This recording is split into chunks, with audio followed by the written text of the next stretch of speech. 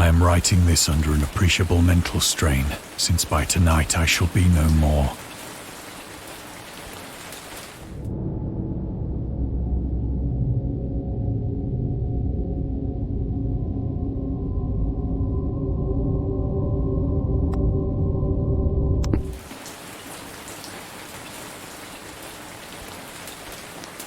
Penniless, and at the end of my supply of the drug which alone makes life endurable, I can bear the torture no longer, and shall cast myself from this garret window into the squalid street below. Do not think from my slavery to morphine that I am a weakling or a degenerate. When you have read these hastily scrawled pages, you may guess, though never fully realize, why it is that I must have forgetfulness or death.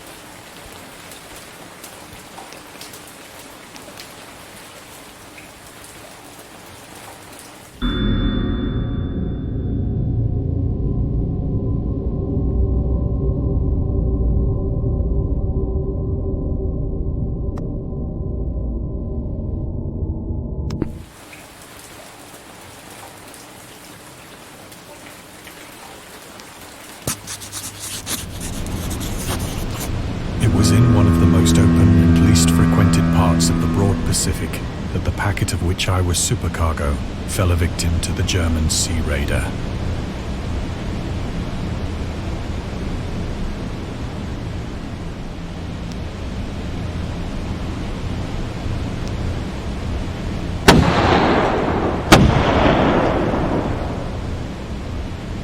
The Great War was then at its very beginning, and the ocean forces of the Hun had not completely sunk to their later degradation.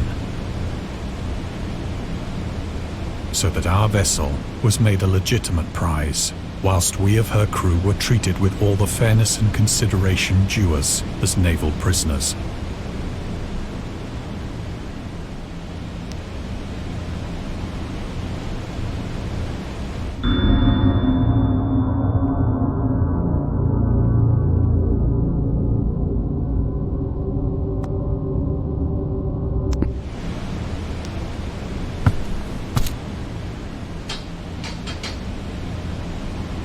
So liberal, indeed, was the discipline of our captors, that 5 days after we were taken, I managed to escape alone, in a small boat, with water and provisions for a good length of time.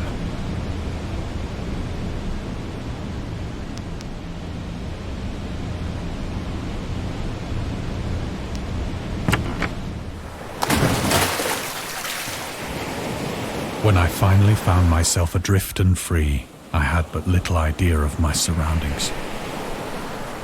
Never a competent navigator, I could only guess vaguely by the sun and stars that I was somewhat south of the equator. Of the longitude, I knew nothing, and no island or coastline was in sight.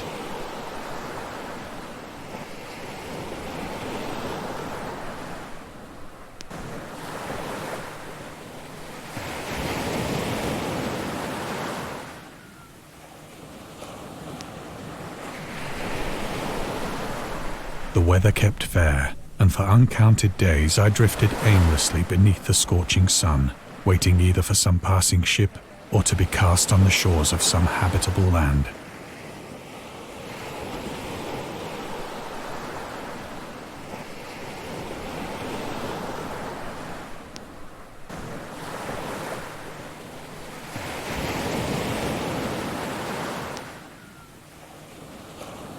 But neither ship nor land appeared, and I began to despair in my solitude upon the heaving vastness of unbroken blue.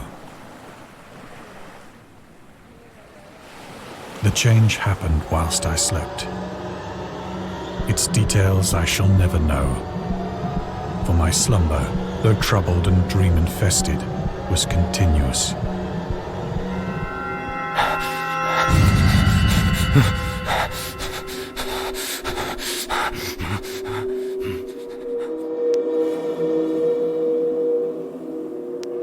When at last I awoke, it was to discover myself half sucked into a slimy expanse of hellish black mire, which extended about me in monotonous undulations as far as I could see.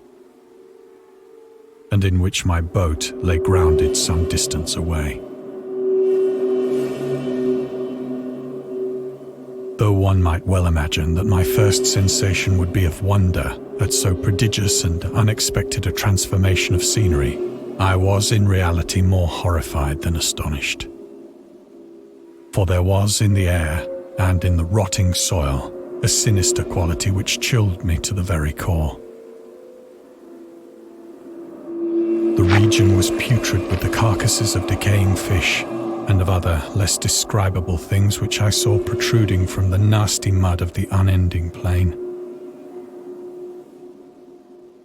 Perhaps I should not hope to convey in mere words the unutterable hideousness that can dwell in absolute silence and barren immensity. There was nothing within hearing and nothing in sight save a vast reach of black slime. Yet the very completeness of the stillness and the homogeneity of the landscape oppressed me with a nauseating fear. The sun was blazing down from a sky which seemed to me almost black in its cloudless cruelty, as though reflecting the inky marsh beneath my feet.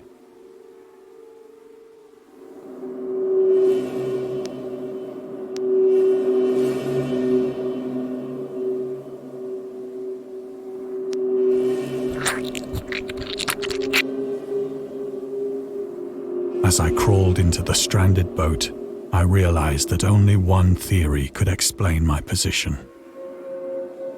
Through some unprecedented volcanic upheaval, a portion of the ocean floor must have been thrown to the surface, exposing regions for which innumerable millions of years had lain hidden under unfathomable watery depths. So great was the extent of the new land which had risen beneath me that I could not detect the faintest noise of the surging ocean, straining my ears as I might. Nor were there any seafowl to prey upon the dead things.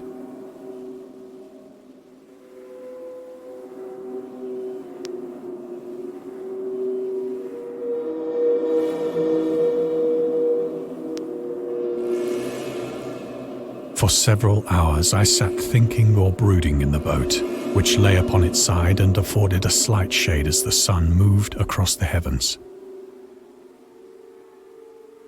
As the day progressed, the ground lost some of its stickiness and seemed likely to dry sufficiently for traveling purposes in a short time.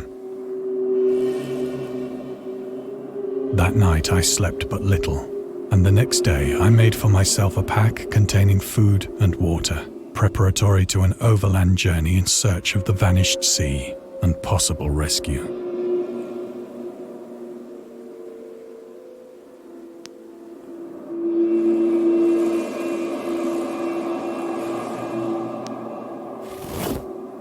On the third morning, I found the soil dry enough to walk upon with ease. The odor of the fish was maddening, but I was too much concerned with graver things to mind so slight an evil, and set out boldly for an unknown goal.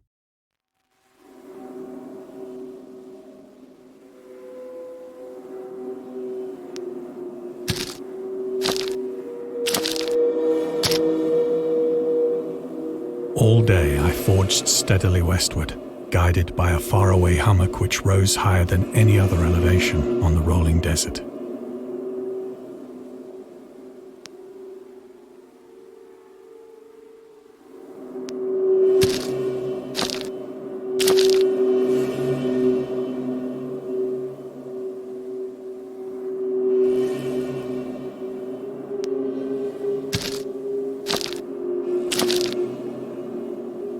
That night, I encamped, and on the following day still travelled toward the hummock, though that object seemed scarcely nearer than when I had first espied it.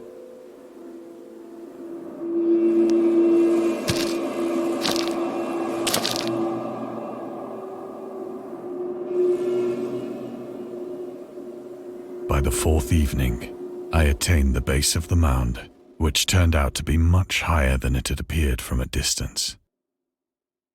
An intervening valley setting it out in sharper relief from the general surface. Too weary to ascend, I slept in the shadow of the hill. I know not why my dreams were so wild that night.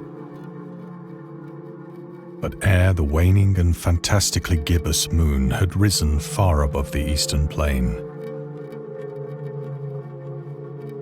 I was awake in a cold perspiration, determined to sleep no more. Such visions as I had experienced were too much for me to endure again. And in the glow of the moon I saw how unwise I had been to travel by day. Without the glare of the parching sun, my journey would have cost me less energy. Indeed, I now felt quite able to perform the ascent which had deterred me at sunset. Picking up my pack, I started for the crest of the eminence.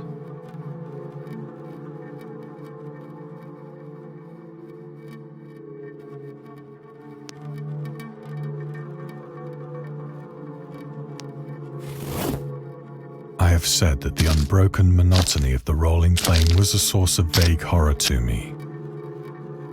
But I think my horror was greater when I gained the summit of the mound and looked down the other side into an immeasurable pit or canyon, whose black recesses the moon had not yet soared high enough to illumine. I felt myself on the edge of the world, peering over the rim into a fathomless chaos of eternal night. Through my terror ran curious reminiscences of Paradise Lost, and of Satan's hideous climb through the unfashioned realms of darkness. As the moon climbed higher in the sky, I began to see that the slopes of the valley were not quite so perpendicular as I had imagined.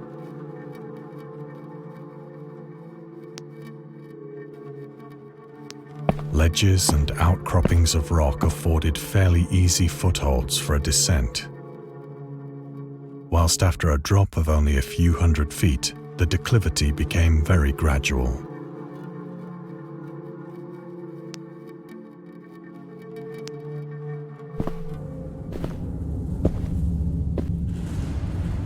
Urged on by an impulse which I cannot definitely analyze, I scrambled with difficulty down the rocks and stood on the gentler slope beneath, gazing into the Stygian deeps where no light had yet penetrated.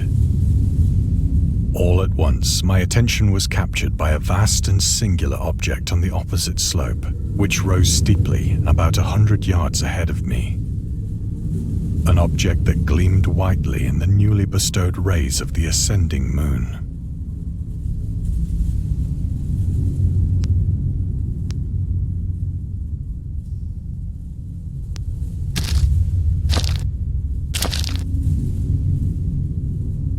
That it was merely a gigantic piece of stone, I soon assured myself. But I was conscious of a distinct impression that its contour and position were not altogether the work of nature.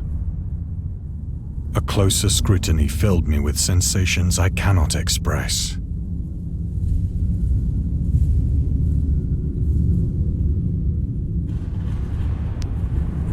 For despite its enormous magnitude, and its position in an abyss which had yawned at the bottom of the sea since the world was young, I perceived beyond a doubt that the strange object was a well-shaped monolith, whose massive bulk had known the workmanship and perhaps the worship of living and thinking creatures.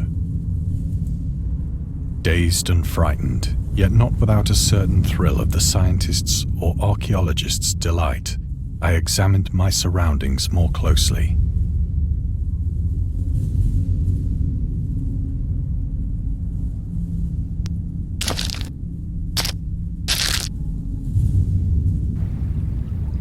The moon, now near the zenith, shone weirdly and vividly above the towering steeps that hemmed in the chasm, and revealed the fact that a far-flung body of water flowed at the bottom, winding out of sight in both directions and almost lapping my feet as I stood on the slope. Across the chasm, the wavelets washed the base of the Cyclopean monolith, on whose surface I could now trace both inscriptions and crude sculptures.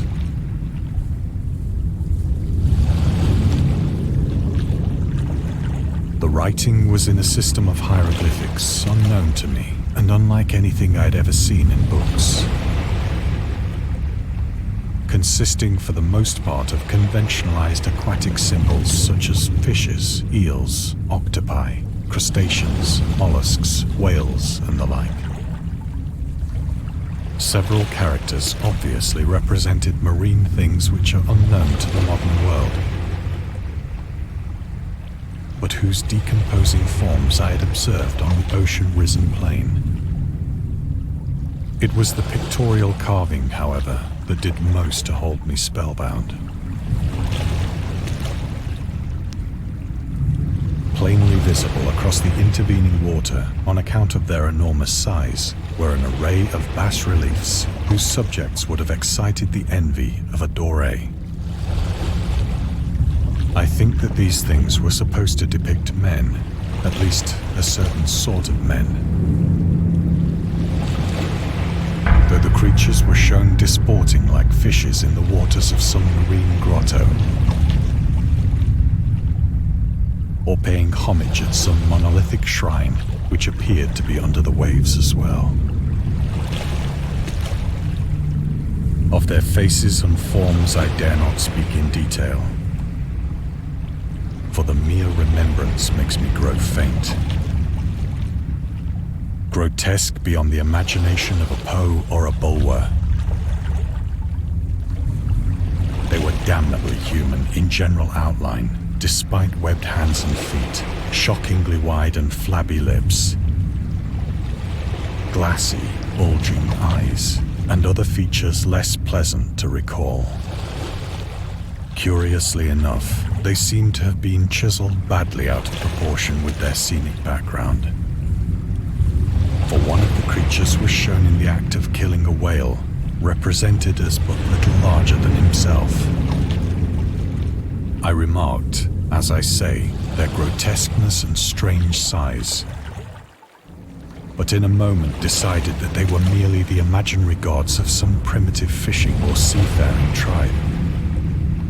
Some tribe whose last descendant had perished eras before the first ancestor of the Piltdown or Neanderthal man was born.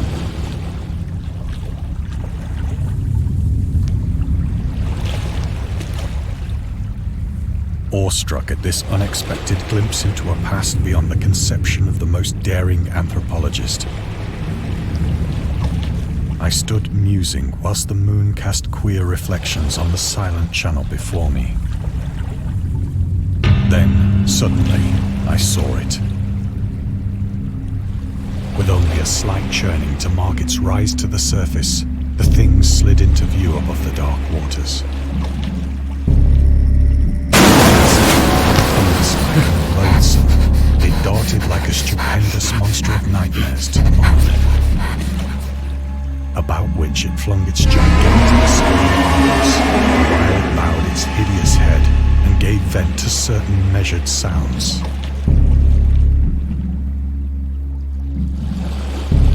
I think I went mad then.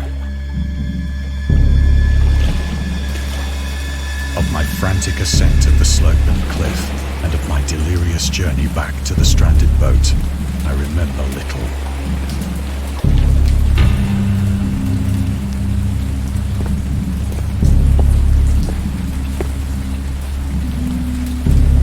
I sang a great deal and laughed oddly when I was unable to sing.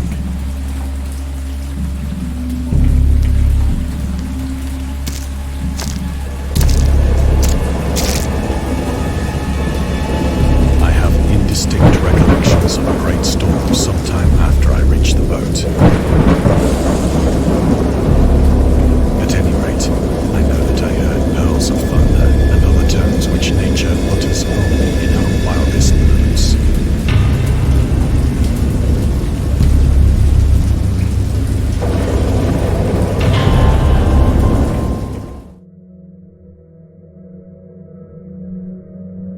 When I came out of the shadows, I was in a San Francisco hospital. brought thither by the captain of the American ship which had picked up my boat in mid-ocean. In my delirium, I had said much, but found that my words had been given scant attention. Of any land upheaval in the Pacific, my rescuers knew nothing. Nor did I deem it necessary to insist upon a thing which I knew they could not believe.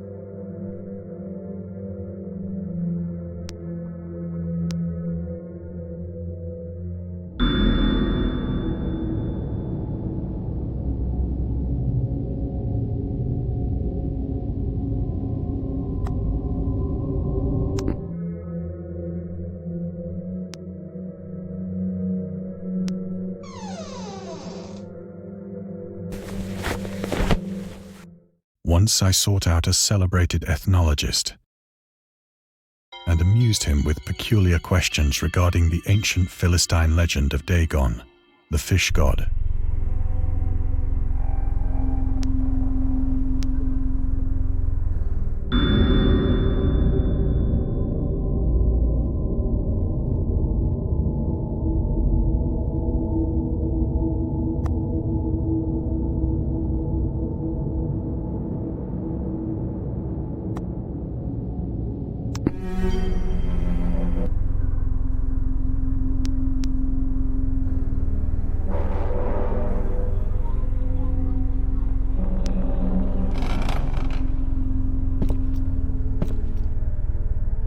But soon perceiving that he was hopelessly conventional, I did not press my inquiries.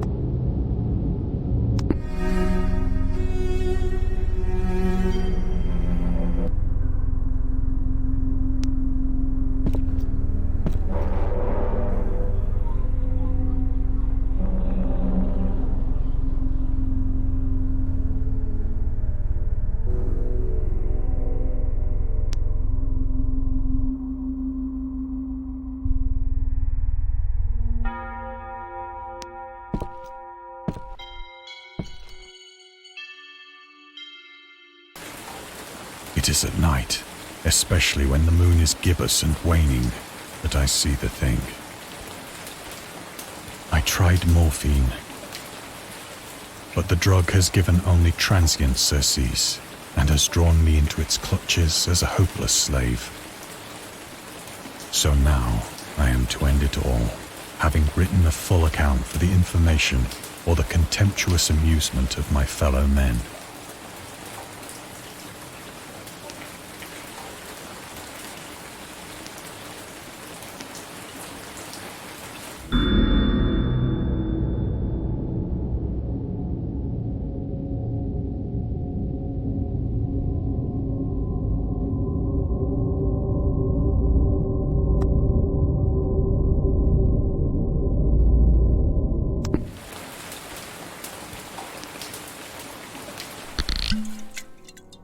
Often, I ask myself if it could not all have been a pure phantasm. A mere freak of fever as I lay sunstricken and raving in the open boat after my escape from the German man of war. This I ask myself, but ever does there come before me a hideously vivid vision in reply. I cannot think of the deep sea without shuddering at the nameless things that may at this very moment be crawling and floundering on its slimy bed, worshipping their ancient stone idols and carving their own detestable likenesses on submarine obelisks of water-soaked granite. I dream of a day when they may rise above the billows to drag down into their reeking talons the remnants of puny, war-exhausted mankind. Of a day when the land shall sink and the dark ocean shall ascend amidst universal pandemonium.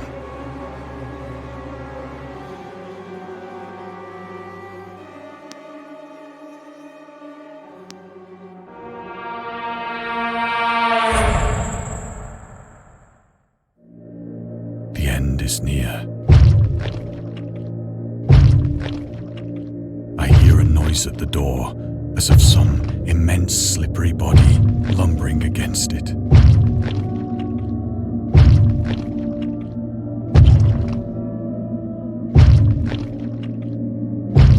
It shall not find me.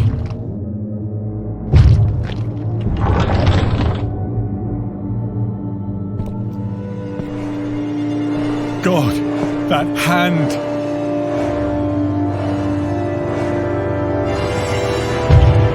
The window! The window!